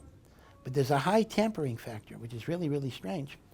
And maybe that substantiates Rabbi Yoshiv's intuition that you can't really treat it as ironclad evidence, even though the science works, but the human error is very, very significant. A lot of DNA technicians apparently are not trained properly in how to handle the material, and that can make a huge difference. Yeah. Here's another send-in. I understand that Judaism does not acknowledge human evolution from monkeys, but does that mean that it's incorrect to say people are primates? If yes, then what biological category do we fall into? Yeah, so if we don't accept evolution, so Hashem created human beings directly, right? That's the, again, I'm actually not going to address whether we accept or not, but let's assume we don't accept. That would be, I think, the standard answer that we would normally give. So are we primates? Are we a species? Like, what are we called? Well, in some ways, that's a semantic debate, meaning I assume that the concept of belonging to a family always suggests common ancestry. So once we assume there's no common ancestry, then I'm not sure if the term primate would be appropriate, because these are separate things. One did not come from the other. So that would basically mean that, we don't accept the whole nomenclature of having a common family. We would say the human being is a singular creation of God. I mean, that would be the simplest position of Judaism, although I think that, there may be more complicated ideas that we might live with evolution, as long as you understand it was a guided process. Rav Hirsch Rav Hirsch lived at the time that Darwin's book came out. Darwin is the kind of inventor of the theory of evolution in The Origin of Species. Darwin, by the way, was a very religious Christian. He actually believed in God. But whatever, he had the theory of evolution. So Rav Hirsch was asked, hey, is Darwin kind of throwing out religion? I mean, Darwin is saying evolution. So Rav Hirsch said the following. Rav Hirsch wrote, at the time of The Origin of Species, that, number one, he didn't think Darwin proved his case, which means, who says he's right? And today, that's still an argument. But number two, this is maybe more significant. Even if Darwin proved evolution to a 100% absolute certainty, which he has not, it would not really threaten me, because as long as God was in charge of a guided process, and it's not a matter of chaos or accident, okay, so God could have used evolution. How that fits with the timeline, that's a question. A lot of things we don't understand. But theologically, evolution does not challenge the fundamental belief system of Judaism. This is what Rav Hirsch said. Because the fundamental belief system is HaKadosh Baruch Hu created the world with a purpose. If evolution was a tool that he used, so be it. So Rav Hirsch actually said that he emphasized evolution was an unproved theory, but at the same time he said it did not pose a challenge to his faith. That's a very important thing. Now, I would call your attention, I don't know if I should ever give you a YouTube reference, but Rabbi Gottlieb uses this reference too, that one should know there's a fascinating debates going on now about how many holes are in the theory of evolution. There's a David Berlinski, who's a professor of computer science, and some other people. He's been speaking quite a lot about the fact that evolution is absolutely inconsistent with basic science. And the good thing about this, although I'm sad on one level, is Berlinski is an atheist. It's a different thing. If I hear an Orthodox Jew saying knocking evolution, or a fundamentalist Christian, all right, listen, we have biases. We have an agenda that we want to teach, although we believe it's emes. But when you hear an apikoros knocking evolution, that has some punch, because he doesn't want to prove God. He doesn't believe in God. So he's speaking totally from a scientific and mathematical standpoint, and he says evolution is full of holes and absolutely inconsistent with scientific principles. So it's worthwhile, at some point, maybe Benasmanim, to Google David Berlinski and see some of the videos on evolution. Yeah, in the back. How do we understand throughout when the Jews, after Mitzrayim, they constantly say, like when they're faced with one of these challenges, they're like, we should go back to Mitzrayim. Like, the good old days, yeah. Like they shouldn't be putting like cement walls, and like we hear all these like things. Like how do we understand that? Well, it's not. I mean, the thing that's hard to understand, I think, is this is the generation that saw phenomenal miracles that are unbelievable. And it's hard to imagine how could they, deny what happened to them. But if you're simply asking, No, that would also be part of me. How, and Yeah. then when they get faced with another challenge, they're like, what are we going to do? Like, yeah. I don't know, you're covered in clouds. Like, why is that? Like, Yeah. So that is a real good question. But the idea of sentimental, the good old days in Egypt, unfortunately, again, with the Dor HaMid, where it's always hard, there are different madrega. But, from a human perspective, this is the way human beings behave. We behave situations like, we like to complain so much. We get so negative so much. We say, it was so much better when I was in that environment with the delicious food and all that, the great stuff in Egypt. It is human nature that people just reimagine the past totally differently than it was because they're not grateful for what they have. I also want to point out the following, though, which is a very important point. There are midrashim that say that there were Jewish slaves who were wealthy in Mitzrayim, meaning not everybody. Slavery existed on different levels. There were people who were beaten maybe, but there were people who made it good. I remember I was in South Africa once for Shavuos. By the way, Shavuos in the Southern Hemisphere, Shavuos night is like 11 hours of learning. It's not like 3 or 4 hours here. It's a real long night in South Africa. But anyway, I didn't do too much touring, but they took me to Soweto. Soweto is a huge black slum outside of Johannesburg. And it's full of shacks and, all that. And every once in a while, you see in the middle of Soweto, like some palace. Like, some guy lives in the middle of this slum, and there's a huge palace. The answer is some people make it, even in those conditions. I don't know why he wants to live in Soweto, but he lives there. So in Mitzrayim, it actually says there were Jews that owned property. There were Jews that were wealthy. They were slaves, technically, but they were like, maybe they were palace servants, personal servants of Paro, that Paro treated a certain way. So it could be that some of the people who were complaining about the good old days in Egypt, there actually were, for them, some good old days, especially when they say, remember, we ate it without mitzvahs. Meaning, so now everything is a cost here. I get the mun, but I got to keep the Torah. In those days, I got the good food without any Torah. So, that's what happens. Yeah. Everyone was getting that, though, meaning not everyone was on Torah. Well, this is going to be a question, I think, even in Pshuto Shel Mikra, you're going to have to answer. When it says the people complained, does it mean all the people complained? Some of the people complained? It doesn't have to be everybody complained. It could be this complaint was from this group, and this complaint was from that group, etc. And each one was complaining from the perspective of their experience, right? It's lav dafka. In fact, someone asked me a question today, which I don't yet have an answer, and that is, they said, Hashem was gozer that the whole generation of the desert would die die over the 40 years. At least the men, not the women, let's say. I mean, is it possible there was not a single person other than Yoshua? We call it every single person didn't believe that Hashem would help them? It's a good question. It's hard to understand. Every single person? I don't know. Sometimes the answer that Meforshim give is that people are condemned not only for what they do, but what they let other people do, meaning even by the Egel. By the Egel, only 3,000 people were killed. And yet, Hashem said, I wanted to destroy the whole nation. Well, if only 3,000 people worship the Egel, why does he want to destroy the whole nation? The answer is because they let it happen. So sometimes the way you have to read these narratives is, it may be a small number who are actually complaining, but everyone else let it happen, and therefore they're kind of responsible for it. Yeah, did you? Yeah. If you're davening in a shul that doesn't face towards Yerushalayim or to facing the Temple Mount, is it appropriate to, when davening the Hamidah, to direct yourself towards Yerushalayim? No, you're saying the Aron HaKodesh is not facing Yerushalayim, you mean? I mean, even like Dafka in this shul, which faces the wrong way.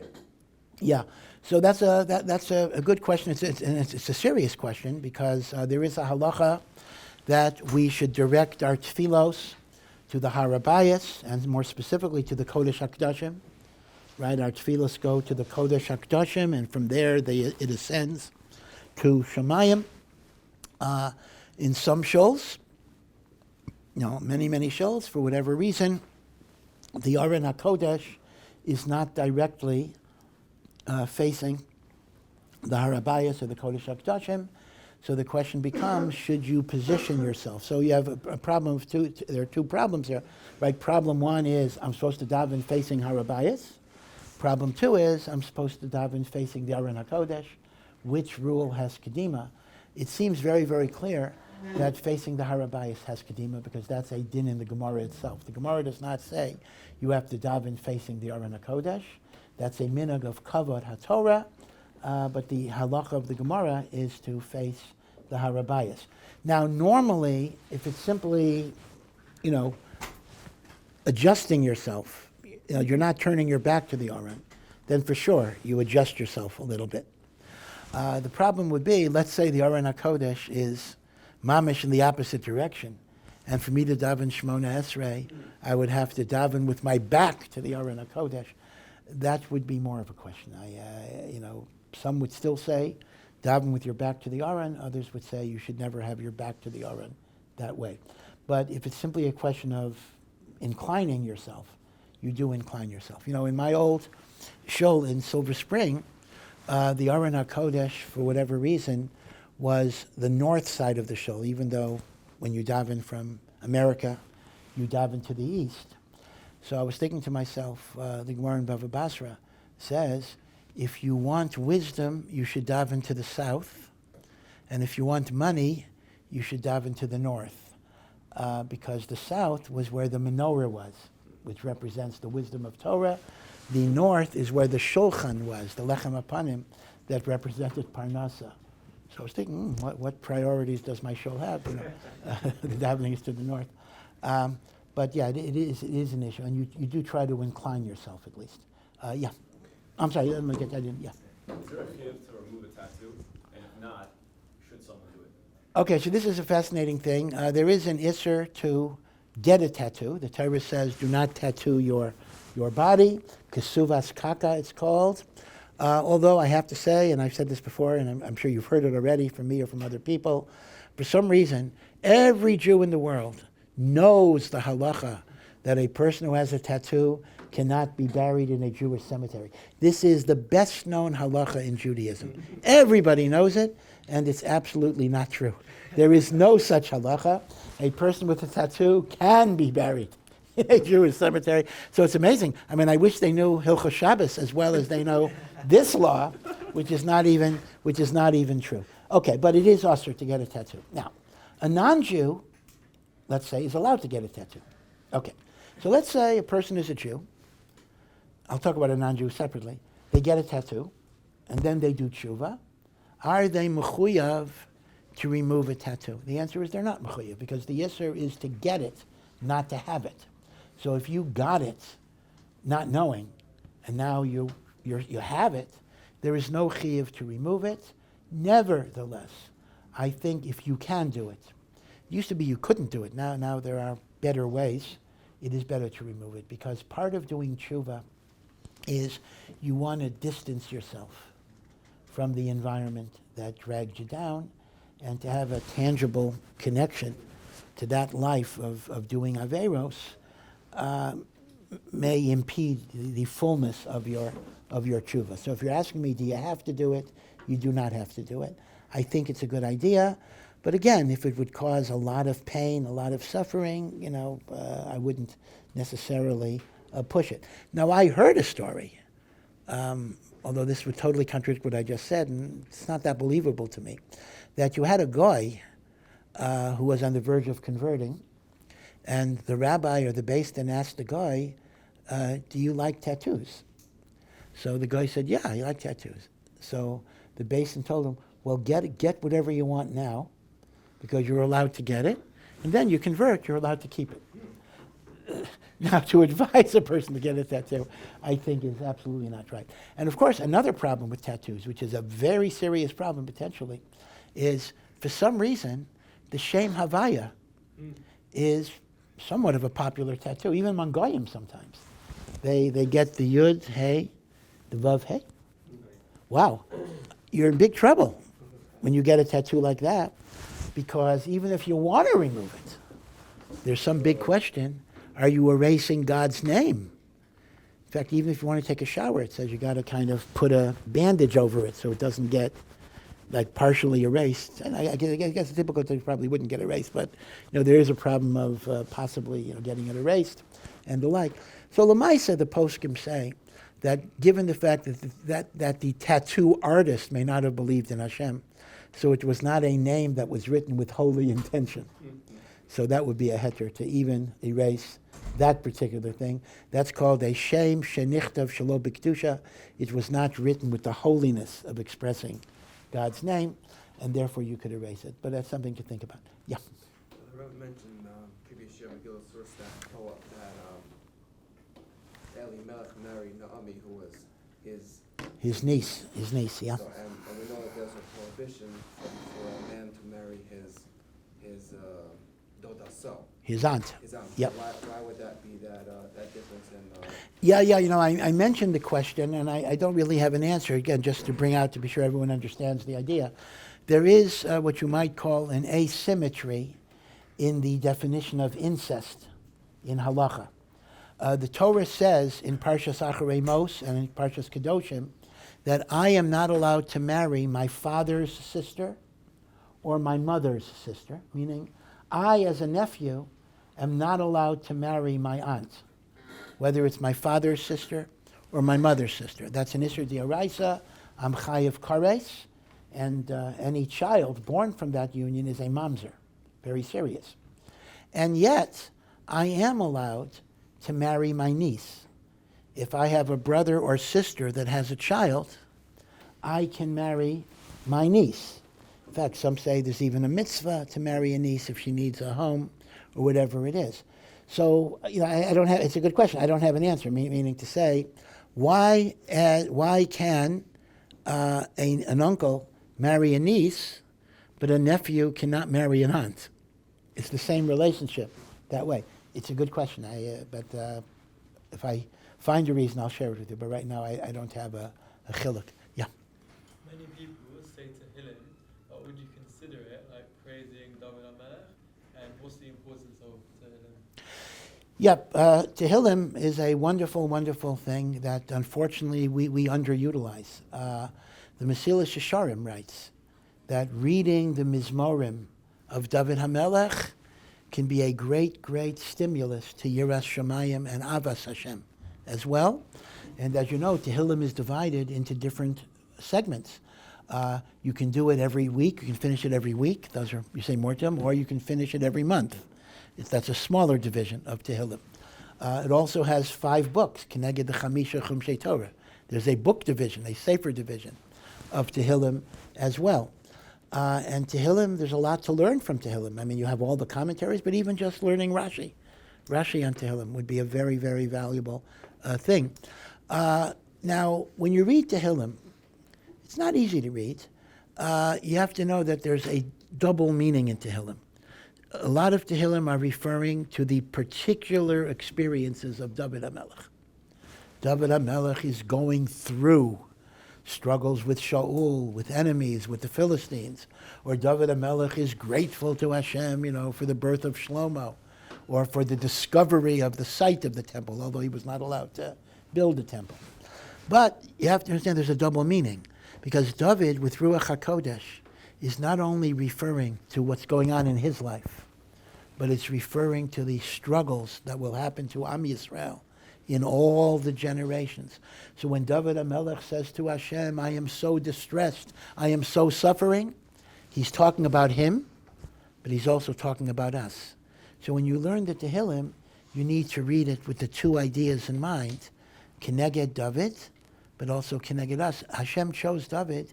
He is called Na'im Zemiras Yisrael, the sweet singer of Yisrael, that he was able to encapsulate every possible mood and experience that we go through in life. And therefore, in Tehillim, you can find everything. You can find joy and thanksgiving. You can find panic.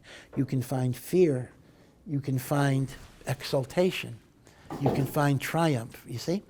And that's why you pick the Tehillim that fit your particular matzav of Ruach.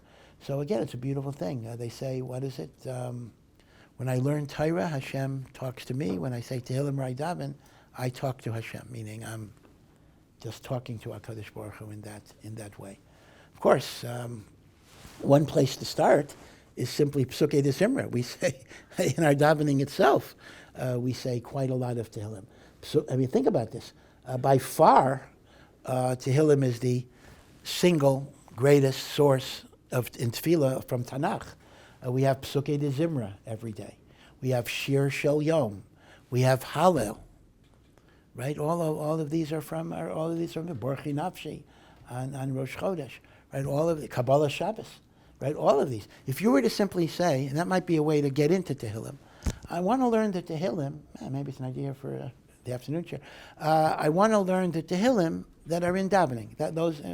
So you'll have like a good 30, 35 chapters of Tehillim out of the 150. So that's making a lot of progress, just focusing on the Tehillim that appear in davening. Yeah. I asked a question last week about Yerushalayim. Yes, Were yeah. you able to find an answer to that? You know, I was not, but somebody sent me in, and for some reason I didn't remember this, that in the Edut HaMizrach Amidos, there is no Vav. So it's interesting that they treat the Yerushalayim and the Malshinim the same way as all the brachas. So it seems to be an Ashkenazi thing. So I'll still continue to look about it. So that was a very good hara. Yeah.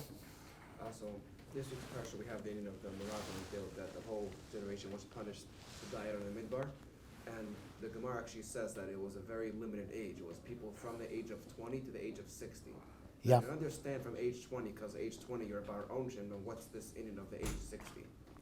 Yeah. So this is not so clear. It is clear, according to all opinions, that you did not die because of the echad of the Meraglim unless you were 20 years old. And moreover, by the way, the cheshbon is not 20 years old at the time of the Meraglim. It's 20 years old at the time of Yetziat Mitzrayim. So there were people who may have been 18 years old when they left Mitzrayim, and they were 20 at the time of the Meraglim, and they didn't die. It was totally on Yetziat Mitzrayim. That's one thing. But it's not clear. It is actually absolutely not clear if there was an upper limit, meaning some say if you were 20, you died, even if you were 80 or whatever it would be. However, you are correct that many Rishonim, including Rashi, says it was a 20 to 60, meaning if you were old, although 60 is not that old, but if you were old, you actually escaped the gezerah of the Meraglim. So you're asking a very good question. I understand why there's a minimum age of responsibility, because bidei shamayim, right, you're chayiv in mitzvahs from bar mitzvah, but in God's heavenly scale, you're not fully responsible till you're 20, because until then you're an adolescent, right? Adolescents, are not totally responsible for their actions. But l'chayra, what's the difference between 55 and 60? I mean, once you're of the proper age, unless you're sick or have dementia or something, you're fully responsible. So why would there be an excuse for older people? Right? That's a very, very good question. Why would you get out just because you're old? So one possibility might be. It's a good question. I don't really have a good answer for this, other than the technical answer, that the gezerah was for those who are yotzei tzava, those who fight in the army, and the army itself is 20 to 60. That was it. But one answer might be, I mentioned the question about how could everybody complain? I mean, was there not a single person other than the Yeshua and Kaleh who believed in Hashem? So one answer might be, well, maybe many people did believe in God, but they didn't protest what the Meraglim were doing, and therefore they were responsible. So maybe it could be, possibly when you reach a certain age, there's less of a taina that you're expected to be active. You kind of leave it to the younger folk and the like. But I don't know. It's a weak answer. I'm asking, but that might be a possible answer. In other words, if the pshat is the chi of misa was not because they actually lacked emunah, but because they weren't mocha, maybe there's less of a chi of mocha as you get older. Or maybe another possibility is, since the pachad was that the enemies will defeat us, maybe the only people who were really worried were the people who would fight in the army. So the older people were not so concerned because, again, that's also a weak answer, but they were not at risk, so to speak, because they were not going to be fighting the army. So Memela, they got out because of that. Yeah. One, intelligent people, they are atheists, and intelligent Jews, they're unreligious at all. Surely it can't be down to ignorance. Yeah, so the question becomes, there are atheists who are pretty smart guys. Sam Harris has a PhD in neuroscience, I think. And then there are, Jews as well, non-religious Jews, who are not dumb. We don't look at them and they're so dumb. They're pretty smart and they're very well accomplished professionally. So how can we make the argument that belief in God is obvious, pashut, it's a truth that any normal person would be able to see, if people who are pretty smart and bright don't agree with it, and the like? Again, a very excellent question. I'm not sure I have the answer. Let me just tell what Rabbi Chanan Wasserman said. Rabbi Chanan Wasserman argued that emunah in Hashem is very obvious, and that's why the Torah expects even a 13-year-old kid to believe in Hashem. It's a mitzvah. Elamai, we get blinded by our taivas, by our desires to have freedom, by our desires to be able to do whatever we want. And those taivas can be so strong that we don't even see the obvious thing anymore. And we convince ourselves like a pretzel that it doesn't exist. Now, I know that an atheist will be offended by hearing that. But Rabbi Chanan claimed that that was it, that we see what we want to see. We look at what we want to look at. And if I don't want to believe in God because it would be too inconvenient and too difficult for me, then I'm not going to see God. In fact, people say, if only God would do miracles, I'd believe in him. Well, let's imagine tomorrow morning the Red Sea split. How would the New York Times report it? They would get some professor at MIT or Caltech talking about some seismic disturbance that resulted in a very unusual, and then they would even say, oh, and this explains the biblical story, as well. In other words, the truth of the matter is, there's nothing God could do that would convince you if you don't want to believe. God could do all sorts of miracles. But if I don't believe, I'll just interpret it. I'll give you an example. You know the Bible codes. And again, I'm not a chassid per se of the Bible codes, but the idea that the Torah encodes future events by equidistant letter spacing. So in the Parsha of Amalek, if you count letters in a certain way, you'll come up with Hitler. Right? And they show that all sorts of future events are in the biblical text. Bible codes, all right. Some people hold of it, some people don't hold of it. Some people say you could do the same thing in War and Peace. Some say you can't do the same. It's hard for me to evaluate because people are mamish saying opposite things, whether you could replicate it or not. I'm not here to validate it one way or the other, but the story I want to share with you is there's a writer, Michael Drosnin, who very much believes in the Bible codes. The Bible codes blew his mind. He says, this is amazing. There's no way a human being could have written this. But Michael Drosnin has a problem. He's an atheist. He doesn't believe in God. So what do you do if you're an atheist? I don't believe in God, but I don't believe a human being could have done this. So what is it? So Drosnin hypothesizes that there's a super intelligent group of aliens from some unknown planet who have time travel capacities, and they were able to encode these future events. And that makes sense. So you see how far a person goes not to believe in Hashem. See, it's one thing if he would have said, like some people do say, the Bible codes don't mean anything. But he believes in it, and he doesn't want to believe in Hashem. Right? So this is what Rabbi Chanan Wasserman would say, that the taivas just distort our judgment. We don't see the obvious that's in front of our eyes. What is the origin of segulos? The origin of segulos. Segulos are these different things that you do or say that are supposed to give you God's brachos. It might be drinking water, it might be a red string, it might be saying certain formulas. Now, the word segula actually means, it's in the Chumash, it means a precious treasure. And Hashem said about Bnei Yisrael, you will be for me, v'hayisam li segula mikol ha'amim. In fact, it's a beautiful thing. Someone asked the Sfas Emes, what's the best segula for something? He said, the best segula is v'hayisam li segula. You should be a segula for Hashem. That's the best segula. So the origin of segulas is largely Kabbalistic. It's not from Chazal so much, not from the Medrash of the Gemara, but Kabbalah talks about certain things as evoking spiritual vibrations. As you already know, I'm sure from experience, in the yeshiva world, we're not tremendous fans of skulos unless the skula directly connects to Torah study, prayer, or mitzvahs.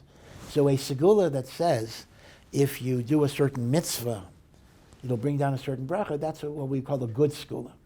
But a skula that says, wear a red string, or do some magical thing, we again, I don't want to detract from people who have that thing, but that's not the general shita. Why is that?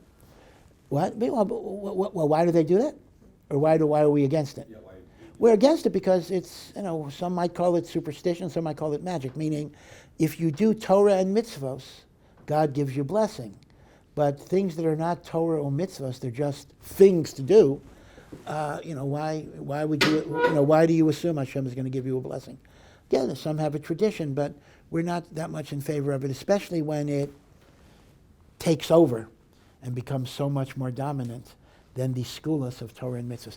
They tell a story about the Brisker Rav, that the Brisker Rav was, of course, not a fan of Hasidus generally. He was the brisk is misnaged par excellence. But there was a certain Hasidic Rebbe that he very much liked. He liked this Hasidic Rebbe. The Hasidic Rebbe had a very small following. And someone asked the Brisker Rebbe, why do you like this Hasidic Rebbe so much? He said, I'll tell you why. People come to the Rebbe and they say, give me a segula for parnasa. So the Rebbe says, learn Bava Mitzia Be'iyun, which has business law. Give me a segula for marriage, a shidduch, my children. Learn Maseches Kedushin. Now, the Rebbe had a very small following because, I don't want a segula. You tell me I got to learn a whole Masechta. I want a segula like a quick thing I can do. So the Brisker Rebbe said, he doesn't have a big following, but he's my type of Hasidic Rebbe. He says, I like that type of Hasidic Rebbe. Yeah. When somebody's trying to, find themselves within Torah, trying to, map things out, but it has to be a very slow process. So how would one know when they're going too much? Yeah, this is the issue is a person is trying to grow in, again, I repeat the question, a person is trying to grow in Torah and mitzvos, but they also have to move at maybe a slower process in order that they shouldn't crash. So how do you know if you're moving too slow or too fast or just right? How do you kind of determine your speed in terms of taking on things and doing things? Again, it's a very, very excellent question. And the point is, first of all, very well taken. The Vilna Gaon writes a number of times in the book of Mishlei that a person has to be very careful not to take on too much at one time, because it's like building the 10th story of a building before you have 9 stories below it. So you're building something in the air, it's just going to collapse, and you'll be a lot worse. So how do you know? So all I can tell you is, I think there are 2 ways that you know, and you got to work with both of them. One is, this is why we need a Rebbe. This is why we need a teacher, because we're not always able to fully evaluate the direction and the speed that we're supposed to go. You need to have somebody who knows you, who cares about you, who understands you, that you feel comfortable with, and hopefully together you work out some type of game plan and the like. That's number one. Number 2 is, you have to gauge your own feelings. If you feel tense, you feel anxious, you feel nervous, you feel unhappy. Now, in the short term, part of that is growing, but if there's this consistent thing that doesn't go away, that's a pretty strong indication you're on the wrong track. The growth has to be something organic that feels natural. And therefore, a person has to get used to being able to understand themselves. I'm sure many of you have seen the wonderful series of books, Bilvavi Mishkan Evnech, I build a tabernacle for Hashem in my heart. Rav used to be anonymous, now we know it's Rabbi Summer Schwartz, who writes ways of how to develop a relationship with Hashem. There's also a website. But after he wrote those books, he wrote a second series of books called Da Es Atzmecha. And they're translated in English too, some of them. Know Yourself. And he actually suggests that people should read the Know Yourself book before they read about having a relationship with God. Because you need to know yourself. And the truth is, we don't know ourselves. We're kind of, in many ways, we're strangers to ourselves. What gets us upset? Why? Why do we get upset? Makes us nervous? Right? We want to avoid situations as opposed to understanding the situation. So those are the two, I think practical suggestions I would have. The need for a Rebbe. See, people make a mistake. They think, oh, I only need a Rebbe to tell me what this line in the Gemara means. Well, sometimes that's all the Rebbe does. It's true. But ideally, a Rebbe is also a life coach and a guide in how to serve Hashem. But number two, you also got to trust yourself. Your intuitions mean something too. And you got to work with them and try to understand what's going on. And hopefully you'll have a sense of what is the right pace for you to go. Okay, one more question. Yeah. So in this week's parsha we have the mitzvah of tzitzis, and the pasuk says that we see this in creation every day. We see the tzitzis and we remember all the mitzvahs of Hashem. So Rashi says that the meaning of gematria of tzitzis is 600, and we have 8 chutim and 5 ksharim. It seems a bit far fetched. Like I'm gonna look at this. Tzitzis is 600, or like 5 and 8. It seems like it's not exactly something that's a constant reminder. In other words, it's not an intuitive gematria, meaning to say, because first of all, if it's a gematria based on the letters of the word, it's not a gematria in the physical object of the tzitzis itself.